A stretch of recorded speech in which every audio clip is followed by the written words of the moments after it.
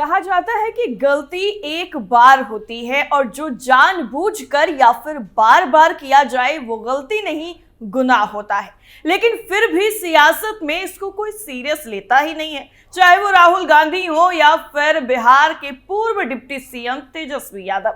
अपनी बयानबाजी की वजह से हमेशा ही वो फंस जाते हैं। अब एक बार फिर से कुछ ऐसा ही मामला सामने आया है जिसने बिहार के पूर्व डिप्टी सीएम तेजस्वी यादव की भयंकर फजीहत करवा दी है और अब तेजस्वी यादव के पास कोई रास्ता नहीं बचा हुआ है, क्योंकि सुप्रीम कोर्ट से भी तेजस्वी के लिए बस एक ही ऑप्शन दिया गया, जिसके बाद अब तेजस्वी यादव बड़ी परेशानी में नजर आ रहे हैं। नमस्कार, मैं हूं आपके साथ सायमा और आप देख रहे हैं कैपिटल टीवी का खास शो टर्निंग पॉइंट।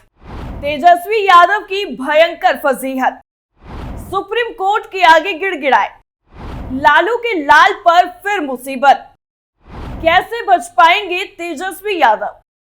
कहते हैं ना कि जब आपका वक्त अच्छा ना चल रहा हो तो फिर फूंक फूंक कर कदम रखना चाहिए, लेकिन बिहार के पूर्व डिप्टी सीएम जब तक ये बात समझ पाते उससे पहले ही उनकी भयंकर फजीहत हो गई।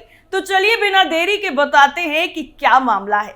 दरअसल सुप्रीम कोर्ट ने 13 फरवरी 2024 को राष्ट्रीय जनता दल के नेता और बिहार के पूर्व उप मुख्यमंत्री तेजस्वी यादव के खिलाफ दर्ज एक एफआईआर को रद्द कर दिया, जिससे उन्हें राहत मिल गई। लेकिन फिर भी उनकी भयंकर बेइज्जती जरूर हो गई और सियासी गलियारों के अलावा सोशल मीडिया पर भी कई तरह की चर्चाएं होने लगी हैं, जिससे उनको लेकर कई तरह के सवाल भी अब खड़े हो गए हैं। दरअसल सुप्रीम कोर्ट ने जो एफआईआर रद्द की है वो एफआईआर उनके खिलाफ अहमदाबाद में दर्ज करवाई गई थी, और वो भी तब जब उन्होंने गुजरातियों पर अपमानजनक बयान दिया था।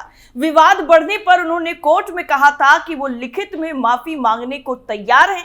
इसके बाद उनकी इस याचिका पर सुनवाई हुई, उनसे माफी मंगवाई गई, फिर इस एफआईआर को रद्द कर दिया गया।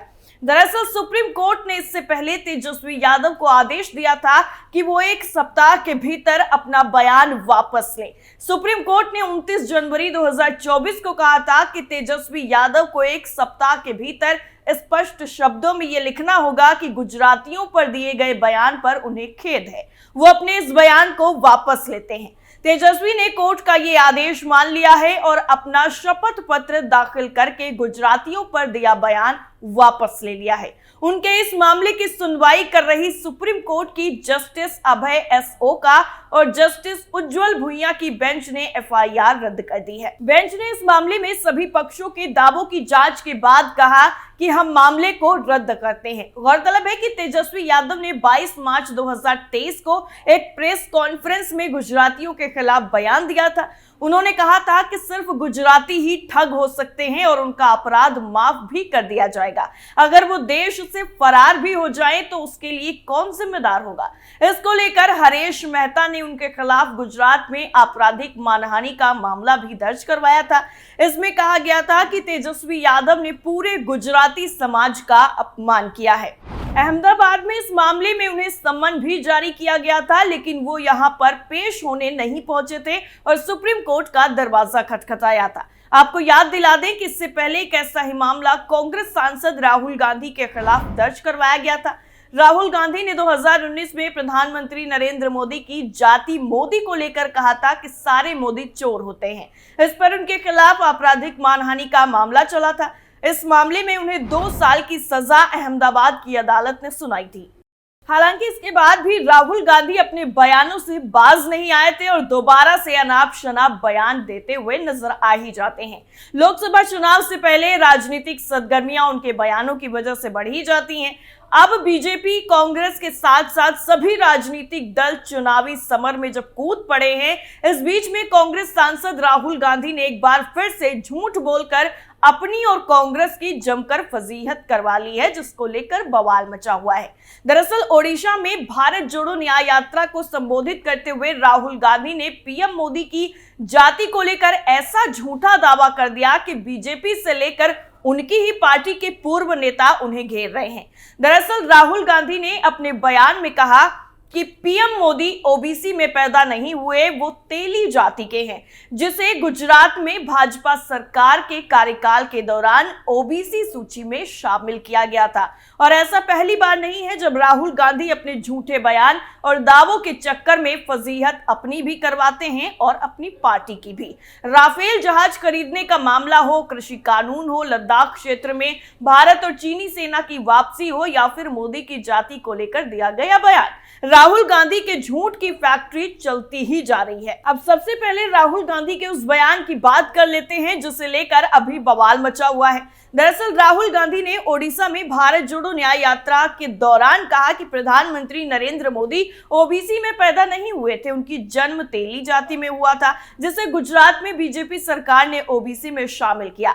इतना ही नहीं, उन्होंने कहा कि पीएम मोदी एक सामान्य जाति से ताल्लुक रखते हैं। राहुल ने आरोप लगाया कि पीएम मोदी अपनी जाति के नाम पर देश को गुमराह कर रहे हैं। राहुल गांधी का पीएम मोदी की जाति को लेकर किया गया दावा गलत निकला।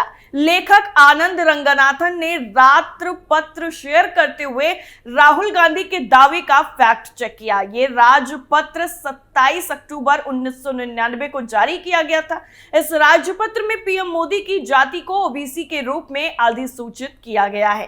भारत सरकार की तरफ से जारी ये राजपत्र उस वक्त जारी हुआ जब गुजरात में कांग्रेस की ही सरकार थी, जबकि नरेंद्र मोदी गुजरात के 2001 में मुख्यमंत्री बने थे। राहुल गांधी के दावे का खंडन उनकी ही पार्टी के पूर्व नेता और सांसद नरहरि अमीन ने भी किया। उन्होंने ट्वीट करते हुए कहा कि जिस व्यक्ति को अपना गोत्र तक नहीं पता, वो आज एक गरीब परिवार और तेली समाज में जन्मे प्रधानमंत्री को ओबीसी सर्टिफिकेट दे रहा है। ये सामाजिक तौर पर पिछड़े सभी लोगों का अपमान नहीं तो और क्या है। नरहरि अमीन ने कहा कि जब 25 जुलाई 1994 को सरकार ने मोद घांची को ओबीसी के रूप में अधिसूचित किया, तब मैं कांग्रेस सरकार में गुजरात के उप मुख्यमंत्री के रूप में कार्यरत था। ये वही जाति है जो हमारे प्रधानमंत्री नरेंद्र मोदी की है।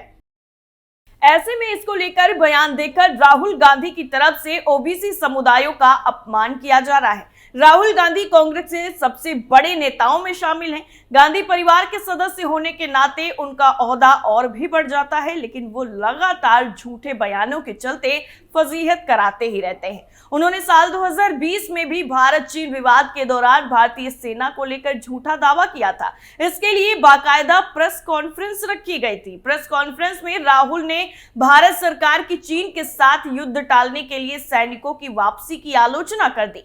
राहुल ने मोदी सरकार पर चीन के सामने सरेंडर करने का आरोप लगाया। इतना ही नहीं, एक पत्रकार के सवाल का जवाब देते हुए उन्होंने ये तक कह दिया कि चीन के साथ सीमा विवाद में भारत को कुछ नहीं मिला और काफी कुछ गंवाना पड़ा। राहुल के इन बयानों को लेकर देश भर में उनकी जमकर आलोचना भी हुई थी। फिर क्या, अगले दिन पूर्व रक्षा मंत्री AK एंटनी को प्रेस कॉन्फ्रेंस करनी पड़ी। हालांकि उन्होंने भी राहुल के झूठ को आगे ही बढ़ाया। राहुल गांधी ने एक बड़ा झूठ राफेल डील को लेकर भी बोला। उन्होंने राफेल विमान की खरीद में घोटाले का गंभीर आरोप लगाया था। और इतना ही नहीं, राफेल खरीद को लेकर राहुल गांधी ने पीएम मोदी के खिलाफ चौकीदार चोर है टिप्पणी भी की थी। उन्होंने अपनी चुनावी सभाओं में जमकर इस टिप्पणी को दोहराया भी था। और जब इसके खिलाफ सुप्रीम कोर्ट में मामला पहुंचा तो राहुल को कोर्ट से जमकर फटकार भी लगाई गई। अदालत ने अपने फैसले में कहा कि फ्रांस से 36 लड़ाकू विमान खरीदने के लिए फैसला लेने की प्रक्रिया में किसी भी तरह का संदेह करने की कोई वजह नहीं है। इसके साथ ही कोर्ट ने इस डील में अनियमितताओं की जांच के लिए दायर सभी याचिकाएं भी खारिज कर दी थी। इधर कोर्ट की अवमानना मामले में राहुल को माफी मांगनी पड़ी। उन्होंने अपने माफीनामे में कहा कि कोर्ट का अपमान करने की उनकी कोई मंशा नहीं थी, ना ही उन्होंने जानबूझकर ऐसा किया था, ना ही अदालत की न्यायिक प्रक्रिया में वो किसी तरह की बाधा पहुंचाना चाहते थे। भूलवश उनसे ये गलती हो गई, लिहाजा इसके लिए वो क्षमा चाहते हैं।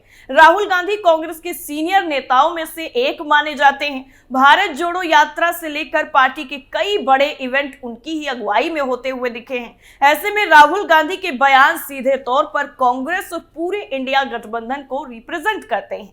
लोकसभा चुनाव से पहले अपने ओबीसी कार्ड को खेलने के चक्कर में इस तरह का बयान कांग्रेस को ही नुकसान पहुंचा सकता है। वहीं ये बात भी समझनी जरूरी जरूरी है कि कांग्रेस जहां आरोप प्रत्यारोप के दम पर चुनावी जंग लड़ना चाह रही है, तो वहीं बीजेपी पूरे कॉन्फिडेंस से अपने 10 साल के विकास के कामों को लेकर मैदान में उतरने की तैयारी कर रही है। इसे इस बात से समझा जा सकता है कि मोदी सरकार ने अपने अंतरिम बजट में कोई लोक लुभावन वादा नहीं किया। वहीं बजट के बाद सरकार ने कांग्रेस सरकार के 10 साल के कार्यकाल में हुए आर्थिक कुप्रबंधन पर श्वेत पत्र भी दिया। यानी बीजेपी के खिलाड़ी दोनों साइड से सियासत के मैच में बैटिंग कर रहे हैं। वहीं राहुल गांधी अपनी बयानबाजी के चक्कर में हिट विकेट कर रहे हैं। विपक्ष के तमाम नेता लगातार इस तरह की बयानबाजी करते आ रहे हैं और अब तेजस्वी यादव ने भी वही गलती की है जो राहुल गांधी पहले कर चुके हैं, लेकिन अपनी गलती मानते हुए उन्होंने माफी मांगने की बात भी कही है। वैसे आपका क्या मानना है इस पूरी रिपोर्ट को लेकर, हमें कमेंट जरूर कीजिए। बाकी तमाम खबरों के लिए आप कैपिटल टीवी के साथ बने रहिए। नमस्कार।